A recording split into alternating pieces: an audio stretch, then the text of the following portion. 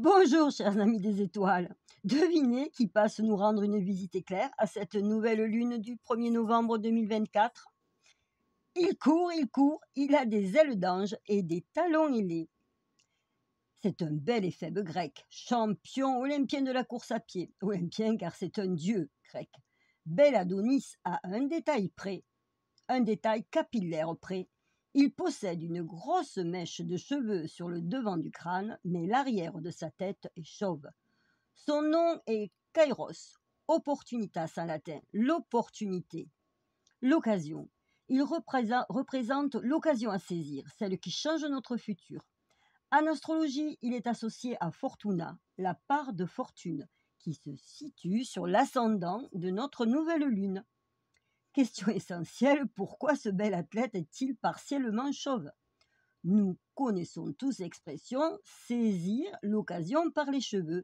Eh bien, il va nous falloir de la rapidité, de la sagacité pour attraper Kairos par sa touffe de cheveux, pour saisir notre chance au vol.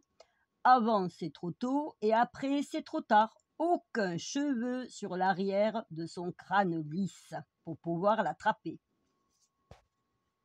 Kairos, la part de fortune, a à voir avec le temps, et justement avec le non-temps. Nous sommes dans le domaine de la synchronicité.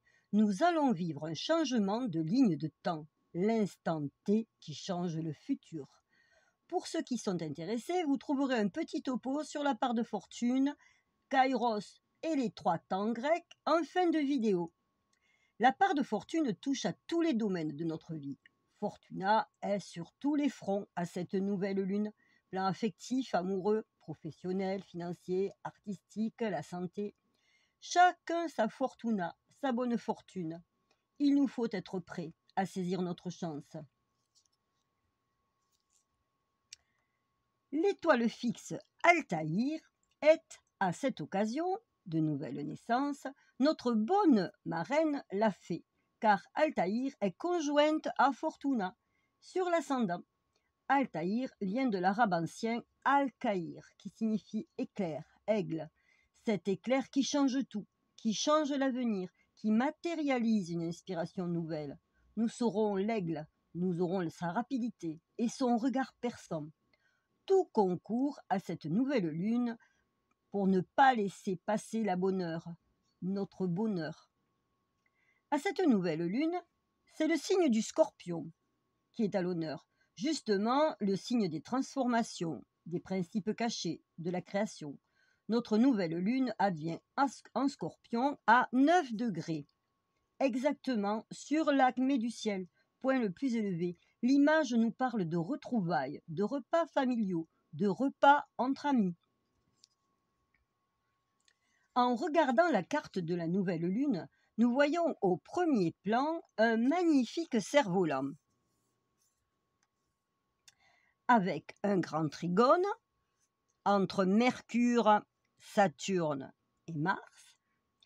Le trigone est l'accord parfait entre planètes de même élément. Ici, l'élément est l'eau. Les énergies coulent, reliant le secteur 6, le travail quotidien, le secteur 10, le professionnel, la destinée, l'image sociale, et le secteur 2, l'argent, les besoins, notre pouvoir personnel. Nous aurons donc des facilités dans tous ces domaines. Les 2 sextiles qui forment la tête du cerf-volant pointent sur Uranus. Nous allons matérialiser notre Uranus. Uranus, sur l'arbre de la Kabbale, Chokhma, représente ce qui nous plaît, qui plaît à notre âme, ce que nous aimons. Un travail qui nous plaît, un amoureux, de l'amitié, de la richesse, une création qui nous ressemble, une guérison, un voyage. En maison 4, nous allons incarner Uranus, la libération, l'indépendance, l'amitié. Uranus s'oppose à Mercure. Uranus va en passer par une rencontre, une communication. Si c'est une rencontre, elle va nous surprendre. De même, ce que nous allons apprendre est imprévisible et bienvenu.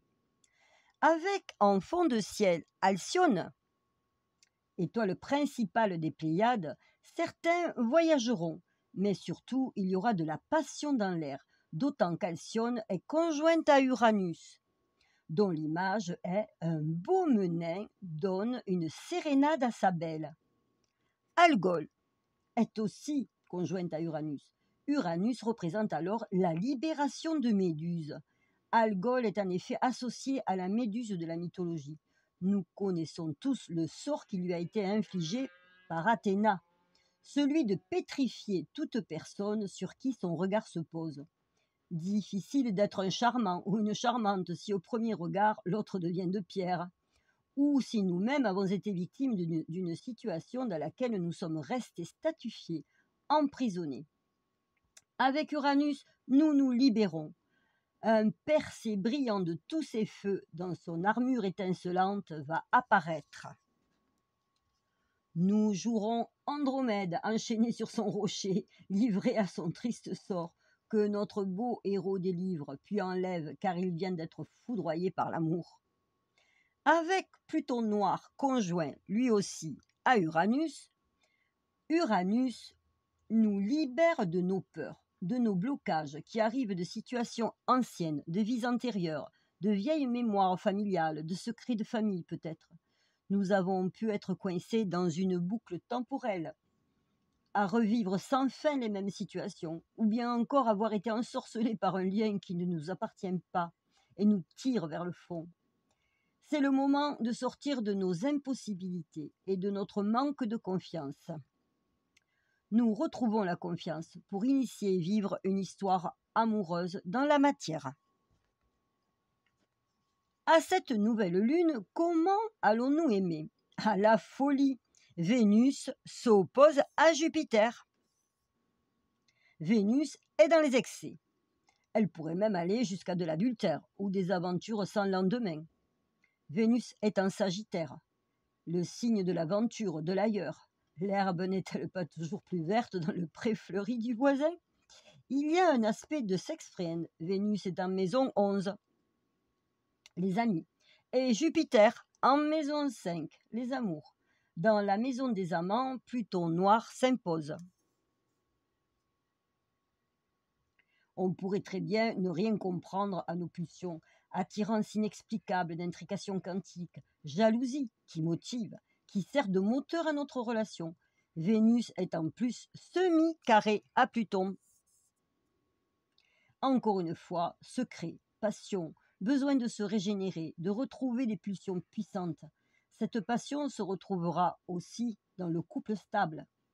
Sans aucun doute, Vénus prendra beaucoup de place à cette lunaison.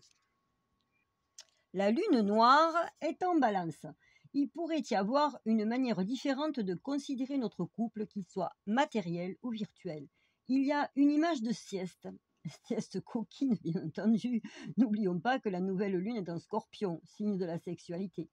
Cette lune noire demande en tout cas le lâcher-prise, de ne pas être inutilement soucieux des choses.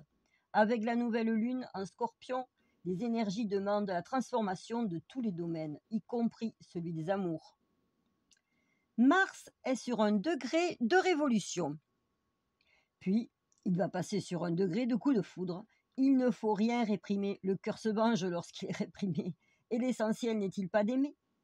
Être aimé est un bonus qui n'est pas toujours au rendez-vous, surtout avec le signe du Scorpion, qui serait plutôt sous l'égide de la Banéra de Carmen. Si tu ne m'aimes pas, je t'aime. Si je t'aime, prends garde à toi. Même l'ascendant américain est sur un degré de passion, à 23 degrés du Verseau. Les 3 positions de la lune noire sont en balance. La lune noire moyenne nous donne la cause de la problématique du couple, qui est le manque de détachement, la possessivité. La lune noire corrigée nous dit qu'il faut trouver une autre façon de communiquer dans le couple, qu'il nous faut nous trouver une autre vision d'un avenir commun.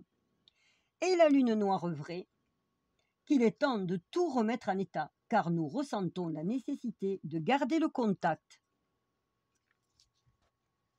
Le degré de la nouvelle lune est influencé par une notion de réparation. C'est peut-être aussi le moment de raccommoder une relation. Jupiter nous parle de voyage et d'union spirituelle, idéale, intellectuelle. Neptune est sur la maison 2. Nous avons besoin de rêver, d'idéaliser, de communier, de fusionner avec notre autre. Mars est trigone à Neptune. Pour cela, nous nous battrons, chacun ses armes de charme, ou nous prierons.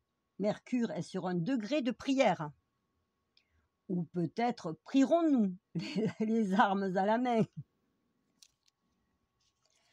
À cette nouvelle lune, nous vivrons une guérison du passé quasi miraculeuse avec le stellium, Saturne, Neptune, nœud nord, Priape, Chiron et Miracle. Surtout l'étoile fixe Miracle qui ferme la marche. Sur le thème de Jésus, Miracle, le miracle, est sur la cuspide de la maison 4, qui est la maison de la matérialisation. Il y a ici la prise de conscience des possibilités d'abondance et de guérison qui nous sont offertes. La nouvelle lune a lieu le jour de Toussaint et nous retrouvons les souvenirs des personnes aimées qui nous ont quittés. Nous leur adressons nos pensées, nos prières. L'image du Mercure à 28 degrés, du Scorpion, pile poil sur le mont du ciel, nous parle d'initiation à la valeur de la prière. Avec Mercure noir, Vénus noire et Neptune noir, conjoints à notre nouvelle lune, il y a des communications, des échanges énergétiques d'amour avec l'au-delà. Nous fêtons nos disparus. Avec le nœud de Mercure conjoint à cette nouvelle lune, la toile de fond est la continuité, la constance, l'endurance, maintenir notre motivation, nos amours, nos amitiés, le cheminement vers nos buts. L'image est celle de grands rochers qui résistent à la répétition des vagues. Ce degré nous parle également d'amour, de tendresse. Avec ce climat, à cette nouvelle lune, nous irons faire un tour du côté de chez Swann. Reviennent à notre mémoire des amours anciennes, des souvenirs heureux, des histoires manquées, des relations impossibles, de la gratitude, mais des regrets peut-être aussi. Un peu de nostalgie, de vague à l'âme. Pour les plus âgés d'entre nous, ce sont nos 20 ans qui nous font un petit signe de la main. Mais cet état d'âme ne sera bref. Il va nous servir de pied d'appel, d'appui pour aller plus haut, plus loin. Sur le plan financier, la prudence s'impose. Hormis que Fortuna pourrait bien nous combler, il est impératif de tenir compte de l'opposition Vénus-Jupiter, dont nous avons parlé plus haut. Il ne nous faut donc pas avoir les yeux plus gros que le ventre et nous devons bien prendre en compte les circonstances, ce que nous sommes et ce que nous voulons. Une opposition jupitérienne peut indiquer que nous ne sommes pas alignés. Attention aux dépenses exagérées. Ça n'est pas le moment pour acheter de l'utilitaire, qui pourrait ensuite se révéler défectueux ou inutile. C'est le bon moment pour l'achat des cadeaux de Noël, en n'étant pas dans les excès. Faire les comptes et acheter en conséquence. Pluton, sur le dernier degré du Capricorne, est sur une image de pouvoir de décision. Ainsi, le pouvoir de décision nous est donné. Pluton aussi concourt à saisir notre chance. Mais avant, il va falloir transcender l'opposition Mars-Pluton qui traverse le thème en faisant une conjonction, c'est-à-dire agir, révolutionner, transformer. L'image du degré de Mars est un enfant de la Révolution américaine. Américaine ici, dans le sens de nouveau monde. En cela, nous serons aidés par Acrux, car cette étoile est conjointe à la nouvelle lune. Cette étoile, selon la tradition, permet de savoir quoi faire au bon moment. Nous conclurons avec un petit coucou de 2004 PT5 pour ceux qui ont suivi la série de la deuxième lune. À cette nouvelle lune, 2004 PT5 sera à 15 degrés du Lion sur un degré d'amitié, mais aussi toujours conjointe au nœud nord de Neptune, qui nous parle d'un esprit qui cherche à revenir sur Terre. Elle aidera certains à reprendre le chemin du travail, d'un couple. le réveil de la vie et de l'amour après une crise. Elle nous apporte la foi et la force de recommencer ou de continuer. 2024 Pétessin nous parle de voyage, d'amitié, d'union. Cette deuxième lune pourrait ajouter une notion de triangulaire brève, une aventure de courte durée par exemple. Elle ne reste avec nous que jusqu'au 25 novembre. Chers amis des étoiles, je vous souhaite une belle fête de Toussaint et je vous remercie du fond du cœur pour votre écoute, vos likes, vos abonnements et vos gentils messages. À cette nouvelle lune, une occasion unique va se présenter. Nous serons sur le starter, sur la ligne de départ. Soyons comme ces enfants sur le manège des petits chevaux de bois, debout sur leur monture pour l'attraper, ce pompon. En astrologie, le glyphe de la part de fortune se dessine par une croix à l'intérieur d'un cercle. La part de fortune est représentée par les 3 temps grecs, Aion, Chronos et Kairos. Aion, le cercle, représentant le temps cyclique, le cycle de la Lune, des saisons, les grands cycles des ères cosmiques. Chronos, en lien avec Saturne, est la ligne horizontale qui traverse ce cercle. C'est le temps linéaire, le temps des causes à effet, le temps du mental.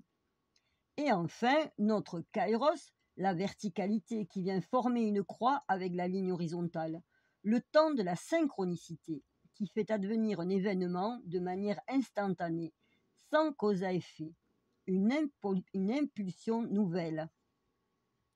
Au centre de la croix, l'observateur, son regard, porteur de son savoir, de ses acquis du passé, son attention et son intention. La part de fortune fonctionne comme l'éclair de la foudre. Il y a un aller-retour fictif. Mais là, plus de temps, plus d'espace.